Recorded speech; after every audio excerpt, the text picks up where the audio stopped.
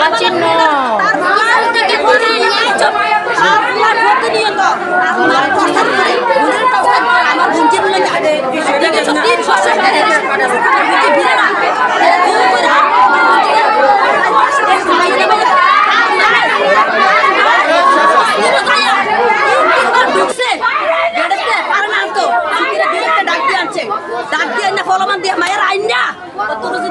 গলা চিহ্ন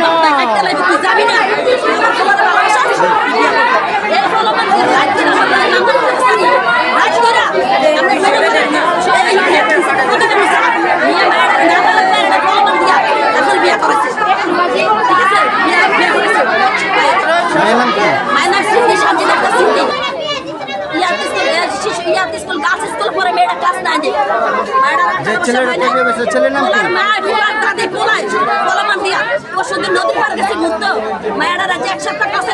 প্রতিনিয়ত গাঞ্জা খায়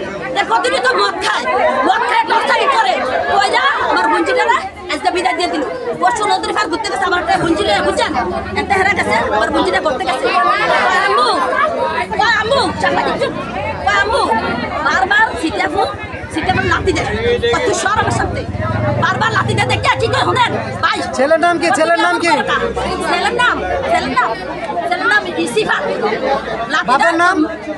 জানি না বাপ জাল দেখে না তার বাপ আছে তার মাটা পেশা ওই বাপের নাম পরে এমনি লাথি মারে ওলা লাথি মারে কই কি হইছে তুমি এমন করবা মেয়েটা নিচে ফুসে তোমার কি হইছে তখন কিন্তু তারপর নিশা করছে বুঝছেন তখন আবার মঞ্জিরে বসে যাইছ না দেখেছে তোরা মায়া প্রেমের টানে মনের টানে যে আমার বিয়ে হয়েছে কালকা এ নিশা করে পড়ে রয়েছে সে ফোন দিছে আমি কই তুমি কি আমার মরামক দেখবে না তোমার হাতে ধরে একদিনে লেগে গেছে বুঝছেন মেয়েরা ছোট মানুষ গলা চিহ্ন আছে আন্দাতে নিচে কিছু করতে পারে মাইয়া ওরা পড়াইছে আমার বুঝতে না খুশি দিয়ে বলছো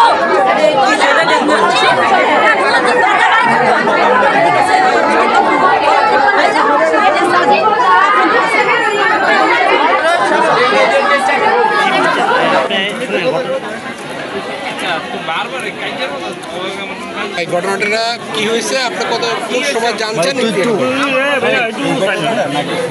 না এই ঘটনাটা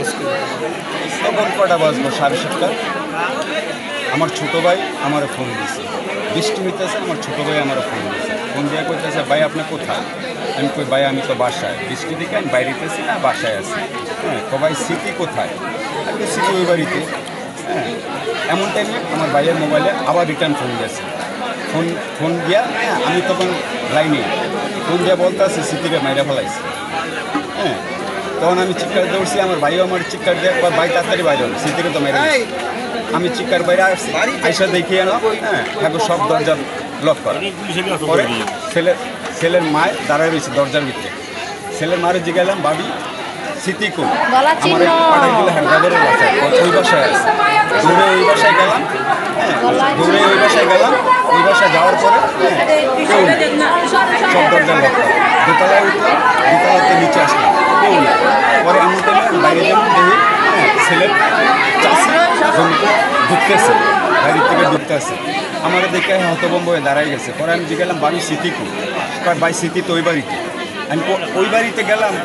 বললো আমনে বাড়িতে আমনে কোন ওই বাড়িতে আসলে স্মৃতি কই ভাই ওই বাড়িতে আছে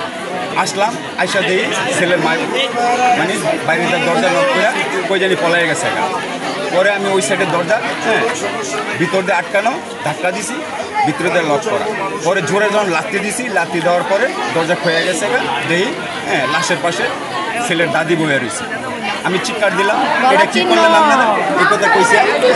মেয়েটা থানায় হ্যাঁ আস্তে করে করতে মারিয়ে গেছে এইটুকুই জানি তারপরে আস্তে আস্তে মানুষ জানা জমিয়ে এই অবস্থা হ্যাঁ আমার মেয়ে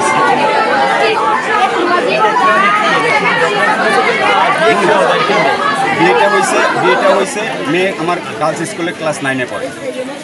হ্যাঁ তারপরে একদিন তাদের বাড়িতে দোতলা নাকি ওই ওর চাষার বাড়িতে কারে বিয়ে দেয় কি আসলে বিষয় জানি না অনুষ্ঠান চলতেছে হ্যাঁ তখন ছেলের মা স্কুলে গেছে স্কুলে গেছে 4বার গেছে স্কুলে 4বার গিয়ে ঢুকছে মেয়ের সাথে কোনো কথা বলতে পারে না মেয়ে 5 তলায় ঠিক আছে কথা বলতে পারতেছে না পরে টিফিন টাইমে কীভাবে জানি কথা বলছে, কথা বললাম মেয়েটারে স্কুলে 5 ধাপ গলা চিহ্ন। দিয়ে স্কুলে 5 ধাপ পালাই নিয়ে আসছে। তারপরে আমরা যাই শুনে আসলাম, আসার যাই আসলো, এসে আরও লোকজন ছিল, তারা আসলাম বসে করে মনে করেন যে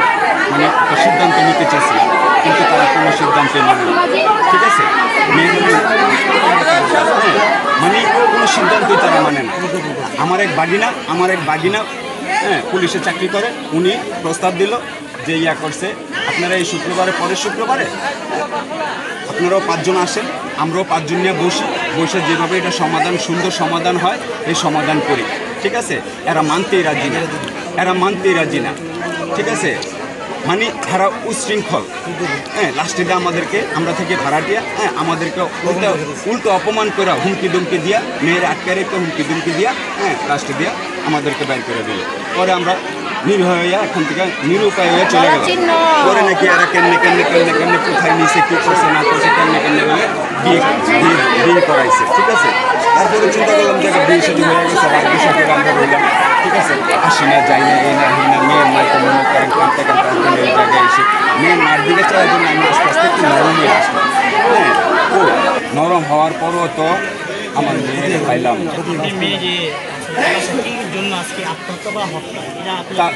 তা জানি না।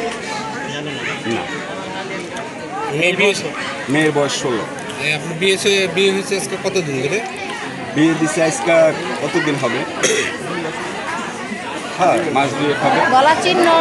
ছিল আমার চেয়েছিলাম আর কি। গলা চিহ্ন। তারপর আমি মেয়ের জিজ্ঞেস করছিলাম,